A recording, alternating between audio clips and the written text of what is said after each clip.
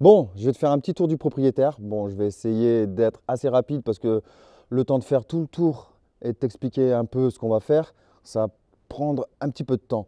Donc, je vais essayer d'être assez rapide. Donc ici, tu vois, il y avait juste un chalet. J'ai fait toute une clôture pour les chiens, hein, parce qu'on a des chiens qui sont assez méchants. Donc, comme ça, les chiens ils seront enfermés. Et en fait, on va peut-être faire ici une partie bar. Donc, tu vois là, on pourra ouvrir la fenêtre parce que tu vois, à l'intérieur, c'est comme ça. Donc, tu vois, de chaque côté, tu as un frigo et un congélateur. Bon, il va falloir tout refaire, hein, mais ça te donne une idée. Comme ça, j'aurai juste à ouvrir la fenêtre et ça fera le petit endroit bar. Donc, voilà, tu vois, à l'arrière, il y a déjà un meuble. Et derrière, c'est le local technique piscine. Ici, c'est la cuisine d'été. Donc, à mon avis, ce sera un peu aussi le coin détente quand il pleut surtout. Mais donc, voilà, ici, il y aura la table, le petit coin repas quand il pleut. Et donc là, le petit coin avec le barbecue, le lavabo. Et comme ça, quand il pleut, on sera tranquille. On passe au coin piscine, hein. Ça, tu l'as vu dans toutes les vidéos, sur Insta, tout ça. Donc là, je suis en train de tout repeindre. Je suis en train d'arracher tous les arbres qu'il y avait sur le côté. Il faut tout poncer. Derrière, c'est un boulot énorme. Là, c'est pareil. Toutes les dalles, elles sont complètement noires. La toiture, pareil. Donc, il y a un boulot énorme. Tout le carrelage, il faut le recoller. Donc là, c'est notre habitation principale. Peut-être que par la suite, elle sera en location. D'ici quelques années, si un jour on trouve autre chose, on mettra peut-être ce terrain et la maison en location. Ou juste déjà pour commencer l'été. Donc ici, tu vois, il y a un petit îlot. Alors, on ne sait pas encore ce qu'on va faire, mais bon, au début, je voulais mettre une bulle ici. Mais bon, il va peut-être pas avoir assez de place. Après, il y a moyen de mettre une table, manger, faire une terrasse. Il y a moyen de faire pas mal de choses. Bon, pour l'instant, on ne sait pas trop. Et voilà, ça te donne un peu une idée, voilà, de la vue que tu as. Donc voilà, au bout, à mon avis, il y aura certainement un tipi. La chambre bulle, elle sera là-bas aussi. Si un jour, parce que le bois, là, pour l'instant, il ne nous appartient pas, il y a des cabanes dedans. C'est vrai que ce serait bien de faire des tyroliennes, des ponts de singes, enfin des trucs dans les arbres, ce serait cool, quoi. Mais bon, ça dépendra des gens qu'on rencontre. On avait dans l'idée aussi de mettre un bateau, peut-être là ou là. On avait trouvé un bateau avec une chambre, un séjour, et tu pouvais manger aussi à l'extérieur. Donc c'était vraiment pas mal. Donc là, il y a quand même pas mal de choses à faire. On peut même mettre une bulle face à l'étang. Donc pour l'instant, il n'y a encore rien de défini, hein.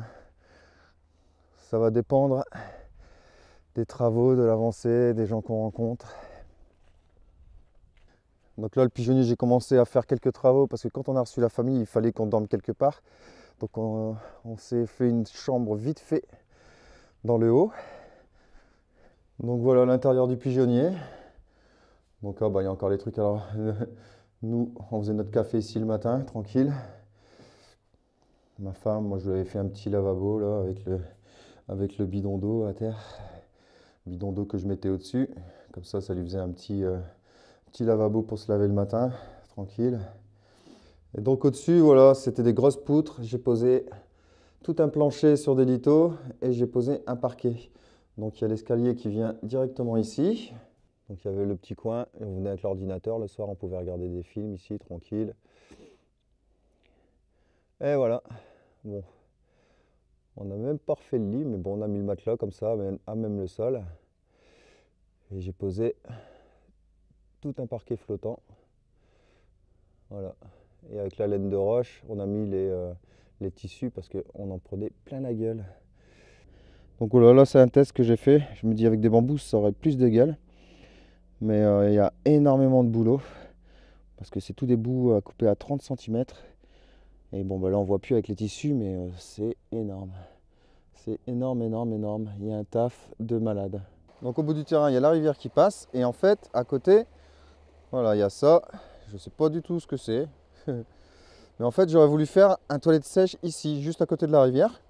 Le problème, c'est qu'avec les inondations, on va agrandir tous les fossés et faire une butte vers nous pour pas que l'eau elle inonde le terrain. Parce que si tu as vu, il y a des inondations sur notre terrain. Donc toute la rivière inonde tout le terrain et l'étang il déborde de partout. Donc ce qui fait qu'en fait la butte elle va aller complètement sur les toilettes sèches. Donc il va peut-être falloir que je démonte tout et le remonter ailleurs. Je sais pas, on verra bien. Et donc en fait il y a une rivière qui passe là. Ici il y en a une autre qui arrive là et qui contourne tout le terrain. Donc en fait de là et tout autour, qui passe juste à côté du pigeonnier et qui continue jusque devant la maison. Bon, je t'ai pas fait voir le bois, mais en fait, à côté des toilettes sèches, il y a une entrée où on peut passer dans tout le bois. Et il va super loin. Mais je te ferai une petite visite du bois en nocturne, ce sera mieux. Donc, ah bah là, on voit la barque. On l'a enlevée suite aux inondations. Donc, en plus des toilettes sèches, il y a des toilettes ici. Voilà. Des toilettes encore extérieures que j'ai refait aussi. Bon, il y a peut-être de la finition encore à faire.